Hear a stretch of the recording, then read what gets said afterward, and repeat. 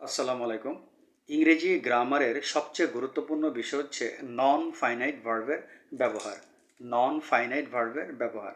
এই non finite ভার্বের আজকে প্রথম পর্ব নিয়ে কথা বলবো। এই প্রথম পর্বে আমরা আলোচনা করব টু প্লাস মেইন ভার্ব। একটু ভালো করে শুনতে হবে গ্রামারটা। To plus main verb. এই নন ফাইনাইট ভার্ব কাকে বলে? অতিরিক্ত ভার্ব। যেমন বাবা আমাকে যেতে বলেছিলেন। Father told me to go. বাবা আমাকে যেতে বলেছিলেন। Father told me to go. বাবা বলেছিলেন, এটা কিন্তু মেন ভার্ব, আর যাওয়াটা হচ্ছে অতিরিক্ত ভার্ব। এই অতিরিক্ত ভার্বের ক্ষেত্রে আমরা টু প্লাস মেন ভার্ব ব্যবহার করলাম।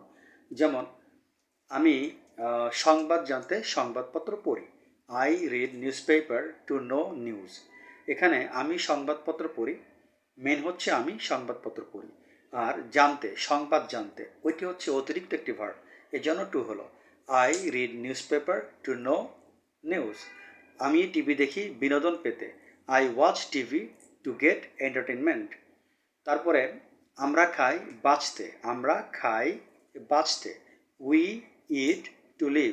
এখানে দুটি ভার্ব, আমরা খাই একটি ভার্ব, বাঁচতে হচ্ছে অতিরিক্ত ভার্ব। এই অতিরিক্ত ভার্বের ক্ষেত্রে টু বসলো। আজ এ পর্যন্ত, আল্লাহ হাফেজ।